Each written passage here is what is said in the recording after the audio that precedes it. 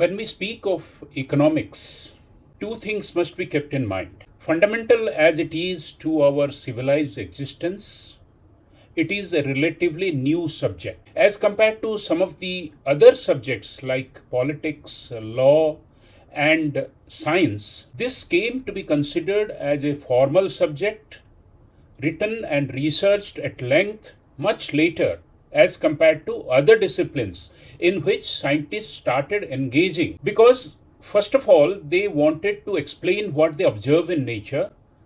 So as a result, the solar system, the astronomy, those were first considered, and after that organization of society in the form of law, in the form of religion, in the form of sociology.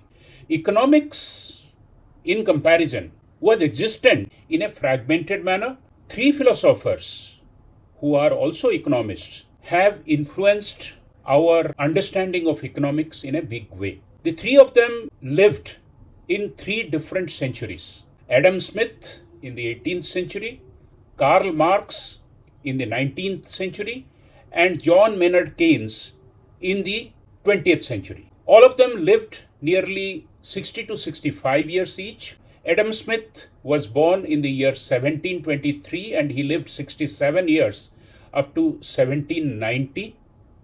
Karl Marx was born in 1818 for 65 years up to 1883, and John Maynard Keynes was born in the year 1883 and lived just for 63 years up to 1946. They had an indelible imprint.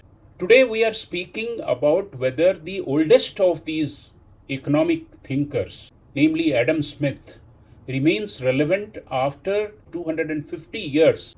Let us understand what was there before Adam Smith started thinking, teaching, and writing about the economics as a whole. There were countries, and countries wanted to protect and support the manufacturing system. A Scotch whiskey can be manufactured well in Scotland, however, it can also be manufactured in India. If you manufacture in India, because we will have to transport skilled labor, transport ingredient, and transport or create such temperature to create that malt, it costs much more. But protectionist regimes and regimes which has higher power always try to bring in measures through government force, create atmosphere in which the local trade and the local commerce and the local industry were supported in preference to other global players. This was known as the mercantile system.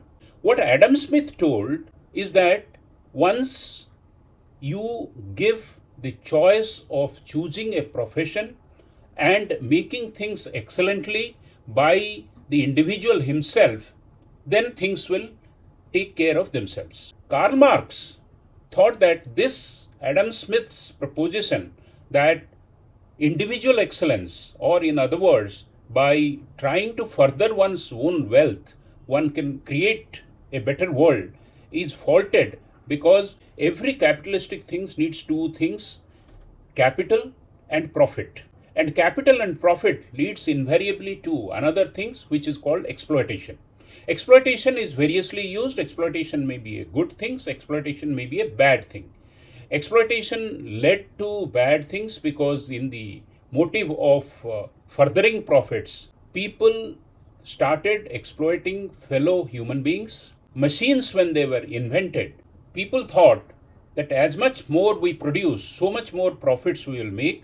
So exploitation of the power of the machines required exploitation of the skilled labor, and this, as per Karl Marx, is the bane of capitalistic thing or individual excellence. John Maynard Keynes, on the other hand, analyzed things that are required to be done by governments or communities to sustain economic growth. He found prices and wages do not perfectly correct in response to the environmental conditions. When the market is going up, prices and the wages correct abnormally towards good times, and opposite happens when it is bad times. So he thought that in good times, government should pull back their spending, And in bad time, in order to improve the overall sentiments, government should start spending. Whether Adam Smith is still relevant today after so many Nobel laureates, so many great economics, and notably Marx and Keynes have commented on individual excellence and what Adam Smith called the invisible hand. Adam Smith wrote two important books. I very much recommend that you read it. His two books are Wealth of Nations and the Theory of Moral Sentiments. So he propounds his theory on three things. One is that the human being may not be aware that he is contributing to the overall human welfare by being excellent or by being selfish. So he defined first welfare state as an aggregation of welfarism for oneself by each individual. He also told that the secular state always supports greater enterprises. In fact, a lot of studies have shown that when state do not support religion and there is economic freedom, people start adhering to religious standards and the church going or temple going goes up in a big way. Third thing, selfishness should be allowed as long as the rules are not violated, because that creates innovation and that creates excellence. Today, when we are debating about a welfare state, and welfare state meaning not a subsidy state,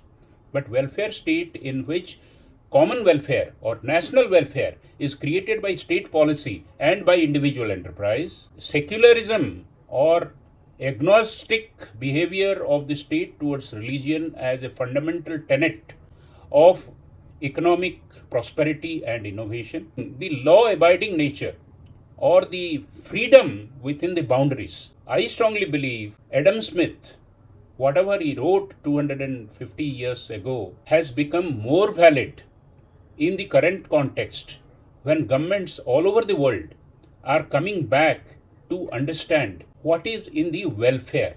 Like greed and lust, the human selfishness is so fundamental, it must be encompassed, and with that, supporting that innovation is very, very important.